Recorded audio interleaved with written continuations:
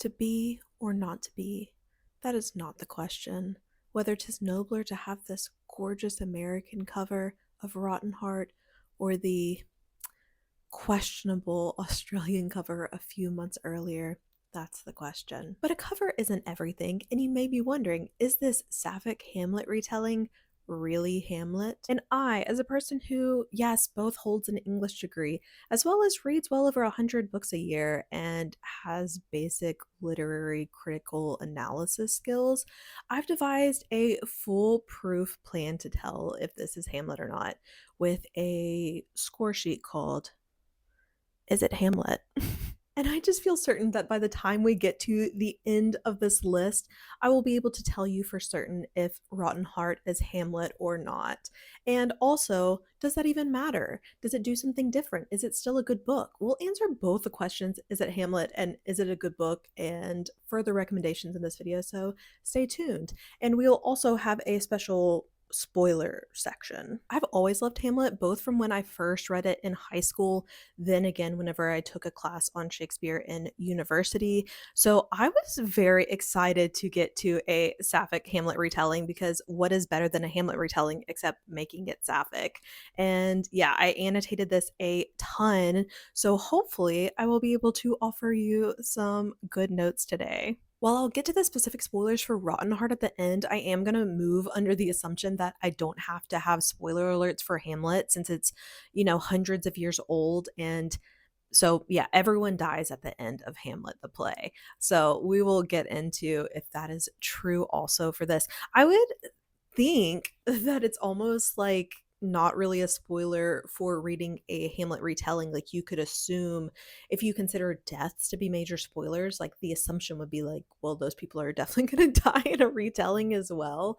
But we'll get to it. Is it true? If you're unfamiliar with Hamlet, or you haven't read it recently, if you haven't watched The Lion King recently, if you haven't done as I did and read the manga edition of Hamlet, which is actually better than you might expect, then let me just go over the characters real quick. The central characters in Hamlet are Hamlet, his recently deceased father, who he sees the ghost of, Ophelia, who is his love interest, Horatio, who's his best friend, Claudius, who is his uncle, Gertrude, who is his mother, who is remarried to Claudius briefly following his father's death.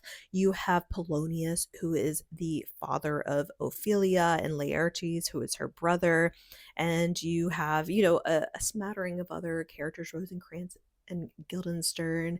You have Fortinbras, who is a threat from Norway, who we think is going to move in on Denmark.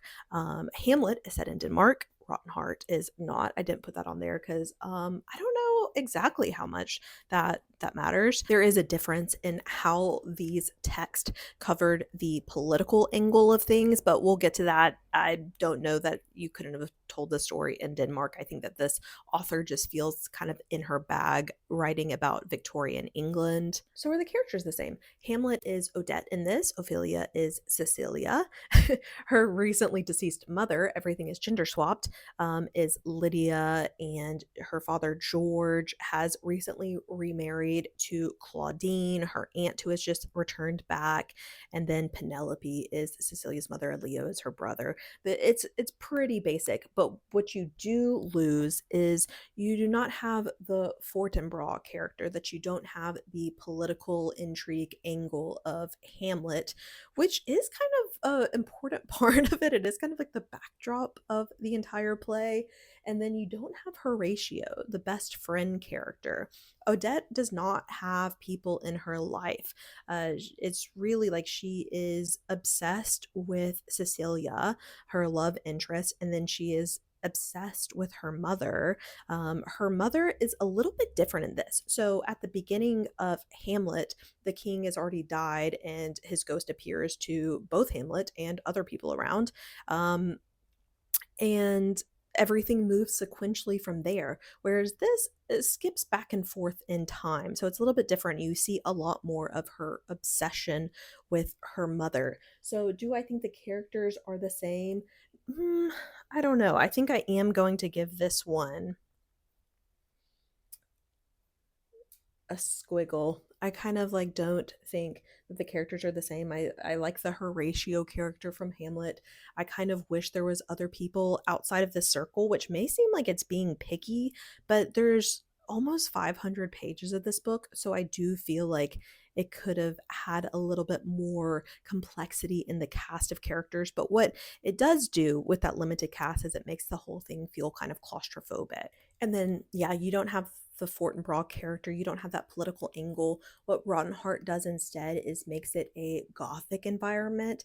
It says, at one time describes it, in this paradise it seems impossible to believe that any sinister or hateful thing could ever happen. So very very in your face that it's a gothic novel. Like, it is very straightforward with its themes, which, will be a pro for some readers and a con for other readers. Does it have the parent's death and therefore the ghost of the parent appearing? Yeah, kind of. It is different in that a lot of this takes place before Lydia, her mother, dies. And so it isn't like that this ghost is really urging her the entire time. It keeps like flip flopping back and forth. I don't know that for me, the way that the timeline worked, that it couldn't have been told sequentially and still been really compelling. So, yeah, the ghost too is a little bit different, whereas other people see the ghost of King Hamlet. Lydia is someone that is just appearing to Odette, and she even goes to a seance to try to bring out this ghost so that Cecilia can see and she can feel like Lydia's ghost is real. What she's telling her about her aunt having murdered her is real. And Cecilia doesn't see the ghost of her mother. And so, is it madness or is it this special connection between mother and child? I think mostly we're going to say it's there. Like, this is one of the more Hamlety things that is present in the book. Because it have the relationship between Hamlet and Ophelia. One of the most moving parts of Hamlet is really like the tragic relationship between the two of them. And this is one that I can definitely say, yes, it does have the relationship. This is what it has the most of. It has it in spades, that it does go back in time and it shows you like how they first fell in love, because Odette and Cecilia and her brother Leo were all close friends as children, that they grew up together. However, it diverges across time. Their relationship is something that is hidden in this book. They don't talk about homophobia or the threats of like being found out more than, it would be bad if we were found out. But I did like the relationship at the beginning. I found that to be one of the more compelling things that was written, the language of love that is used. And so I think if you're like, you're wanting to read a period historical fiction that has a sapphic relationship, I'm a sucker for that. Like, that is the thing that I want to read most in the world, is sapphic historical fiction. What about Hamlet's fake madness? This is something that's really important in Hamlet because he is trying to avenge his father's ghost, and his way that he is devised that he's going to get out that his uncle has murdered his father is that he's going to pretend that he's crazy, and it gives him a little bit of cover for doing weird things to see if he can get his uncle to confess to the murder, and gives him just a little bit of moving around room. Whether or not that was a good idea, you can decide for yourself. However, that is like definitely his plan. Whereas in Rotten Heart, Odette doesn't really have like a plan to fake madness. You're not even sure how much of her madness is fake or not. It is the same in that she doesn't tell Cecilia whenever she is doing things that are crazy. Like, there is one moment in the book where Odette definitely knows that she's acting crazy and over the top, in order to get her aunt to confess, to look guilty, so that she knows for sure if her mother's ghost is telling the truth. And at the same time, that really puts Cecilia in a place of hurt and a place of almost danger.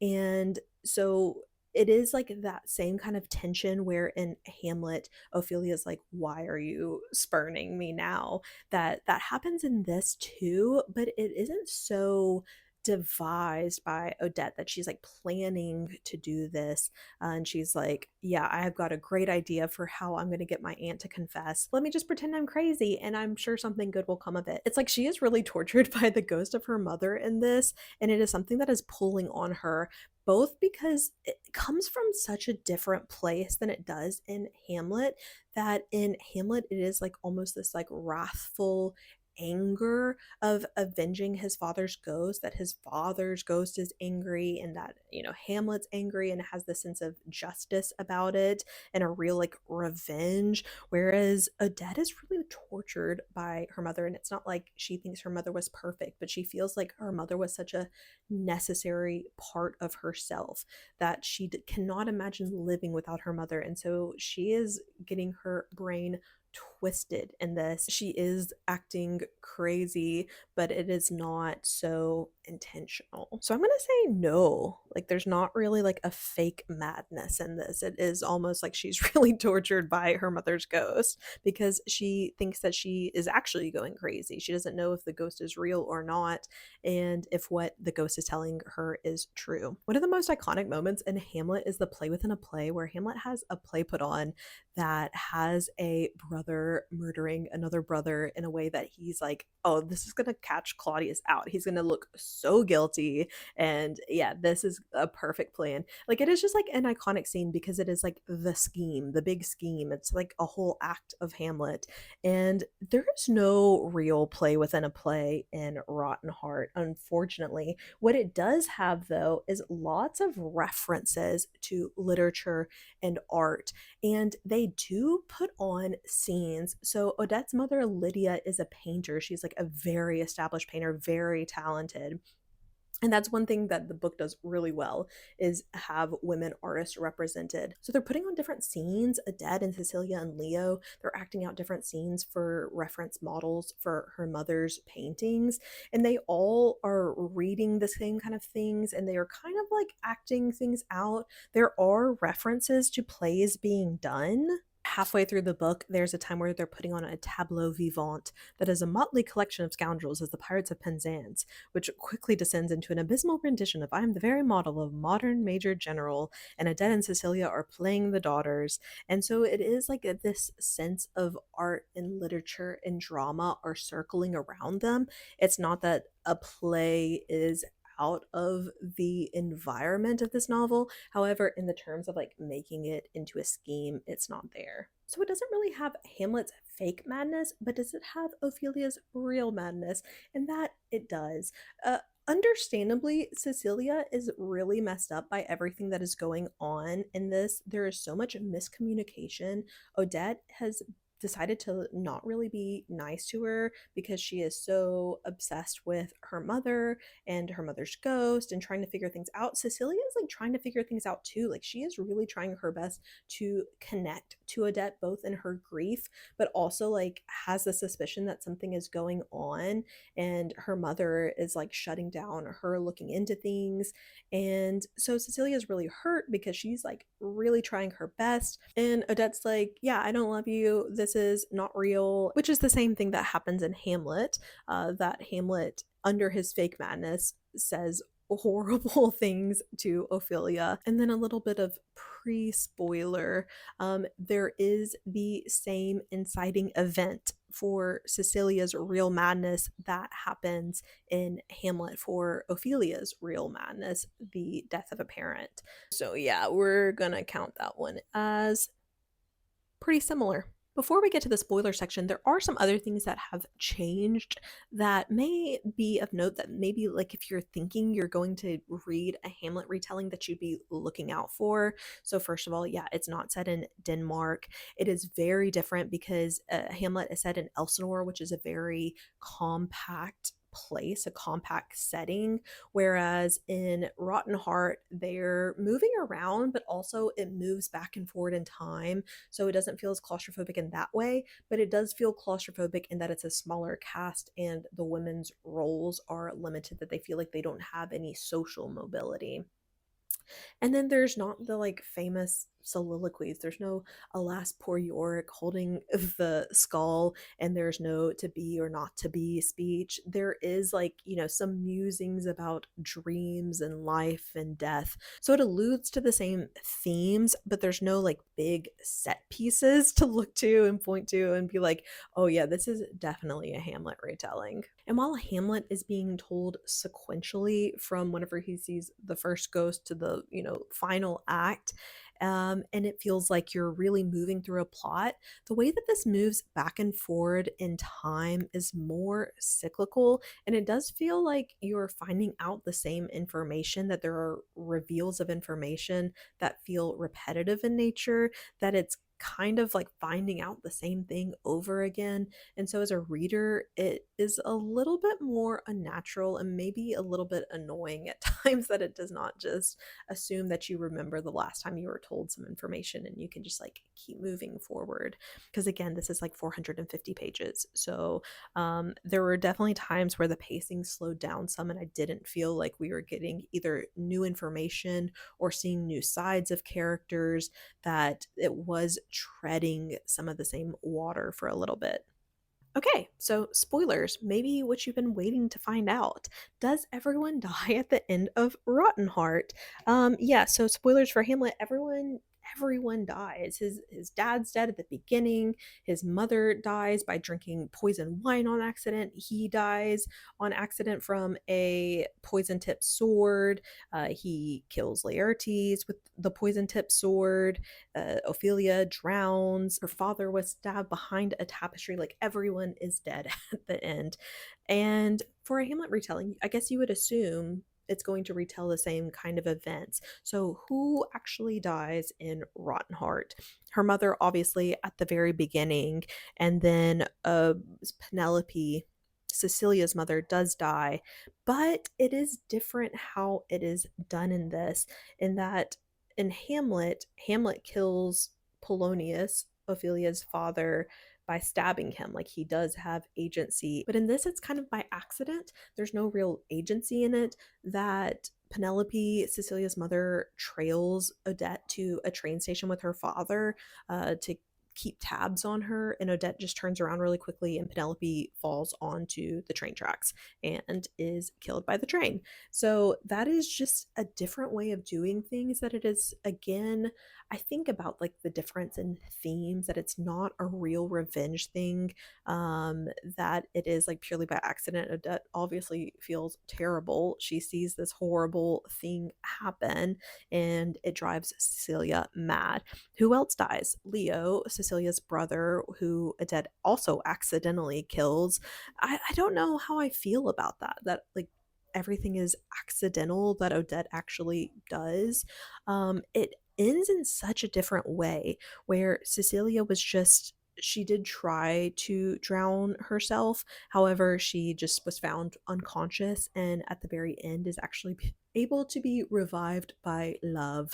That Odette says, please wake up. She runs into the hospital and says, please wake up. I love you. I don't know what's going to happen next, but I know it has to be with you, which is a beautiful moment. We love to see it. But yes, that is how Cecilia wakes up. And Odette has the opportunity to kill Claudine, her aunt, who is, she believes, has killed her mother, that she's trying to take revenge on, or at least finding out enough information to see if she should take revenge on her, but at the last minute decides that she doesn't want to do that. That if her mother's ghost, if this was really her mother, and her mother really loves her, she wouldn't be urging her to do something that would put her in a bad position, that would cause her such pain. And so it really is like such a different story, that it's not so much about revenge and anger and wrath, but about unraveling the relationship between mother and child. Not so much examining like what it is to have a child, like that aspect of motherhood, but what it means to have a mother, that everyone has a mother, someone who has birthed them, whether they are connected to them or not. And so it is the story about the difference in where in Hamlet, because of familial duty, that he has to avenge his father, and it feels so wrathful for that reason. In this, it's saying, maybe we don't have to do that. And maybe being related by blood is not enough to ruin your life, to ruin your mind, to ruin your chance to live and love, etc.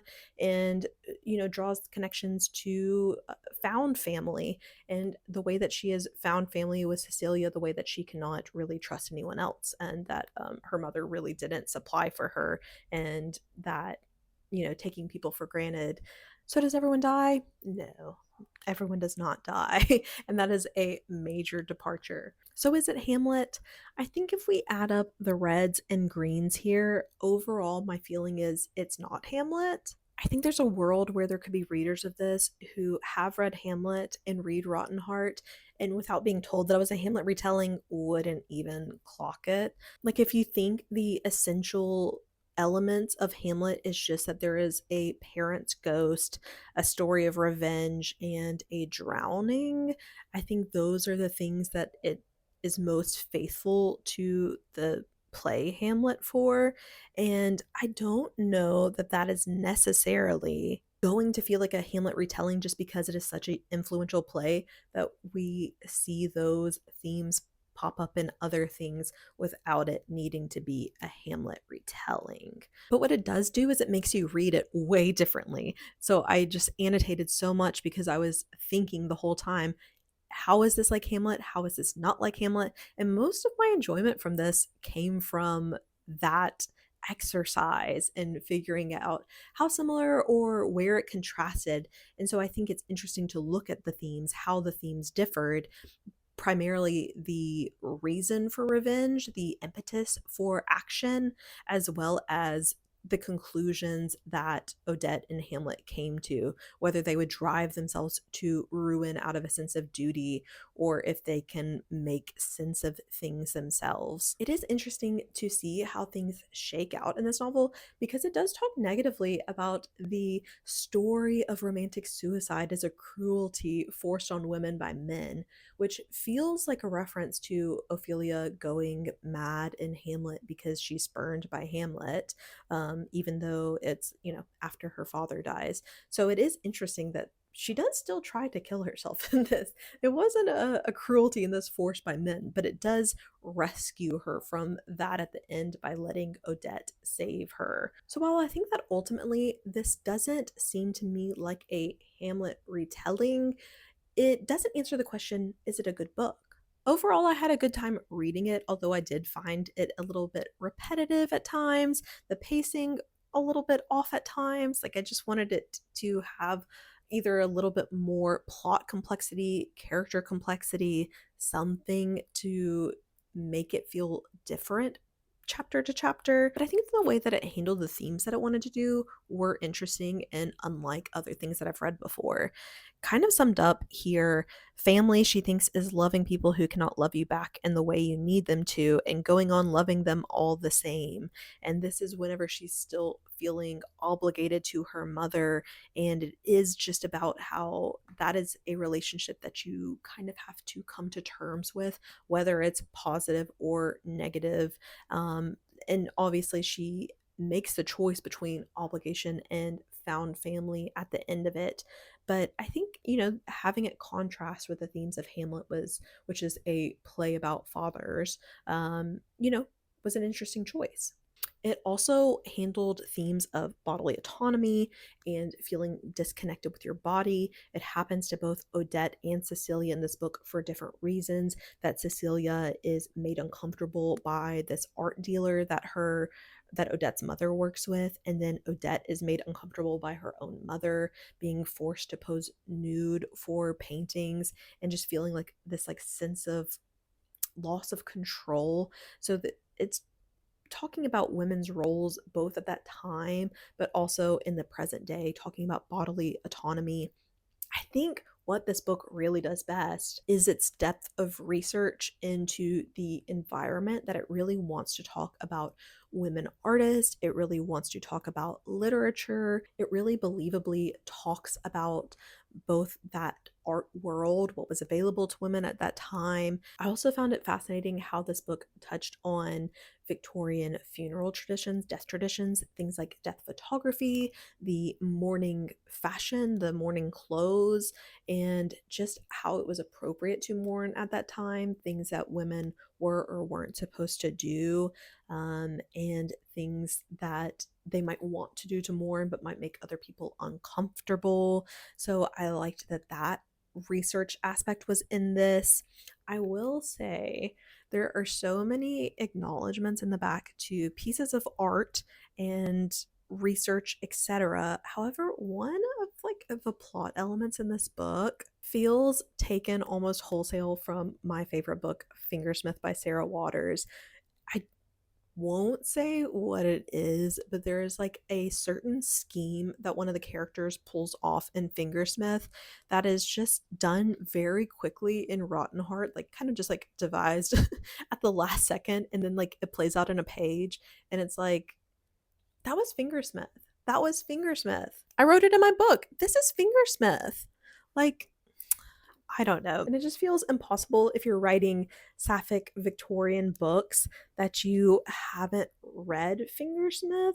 And I'm not saying it's like plagiarized by any means. However, I think that maybe she could have read it and forgotten where she got it from, or is this something that has happened in multiple books? I don't know. It just feels so unique to Fingersmith, the exact thing that happened, that I kind of thought that I would see a reference in the acknowledgments, at least, that say, also, thank you to Fingersmith for lending me this little plot device. Is it a good book? Would I recommend it? Maybe. I think that if you really love like a sapphic Victorian novel, then why not? However, it's not really that horror filled. It is kind of like on the more just atmospheric gothic side of things, and I do think it's like slowly paced. So I think just knowing those things ahead of time, if you're a real Hamlet head, maybe you want to read this and see if you catch things that I didn't. There are like occasional references to Shakespeare in this. Like I said, there's no soliloquy scenes. However, at one point, George, her father, says, I am sure this is all sound and fury and will signify nothing in time, which is definitely a Shakespeare reference. And there are those like bits and pieces here and there, but I just thought that I would get more of the vibes of Hamlet that I really wanted out of it. So what should you read if you do want a real Hamlet retelling? Well, I recommend Fat Ham by James A. James, which is a play that I read, and it is set in the current day, and it's centered around a young gay black man who sees his father's ghost at a cookout. And it goes from there, and it is about unwinding and stopping the cycles of trauma and violence. And I just found it fascinating to take that play about fatherhood, put a new angle on it, and yeah, I just highly recommend it. I also recommend, this is not really a Hamlet retelling, but if you haven't seen this, I highly, highly recommend it.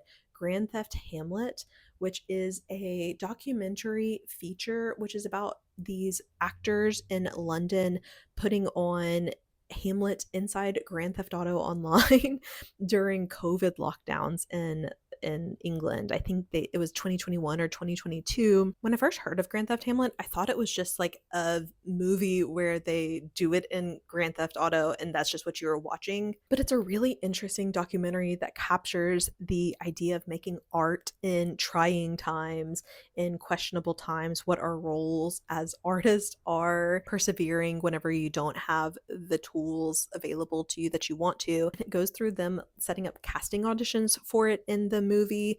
Like some of the people that you might be familiar with is like the voice actor for Farah from Overwatch.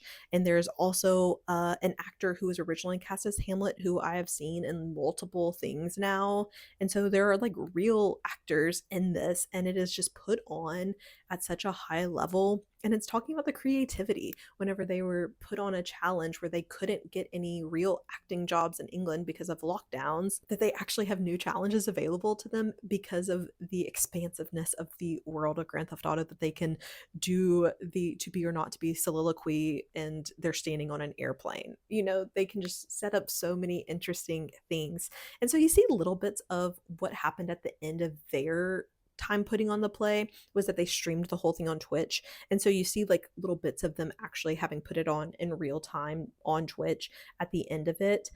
And it's just like such a beautiful documentary about community and about art. And it is like very well acted in the end. I just highly recommend it if you love Shakespeare, if you love video games, if you love drama, if you love honestly just like a very wholesome and funny movie that is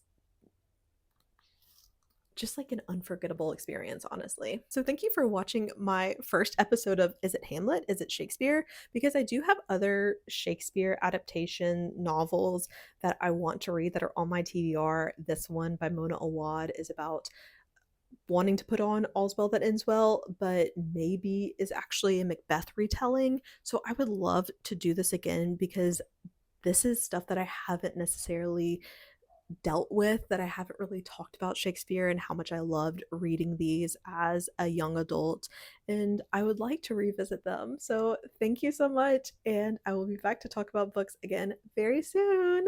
Bye.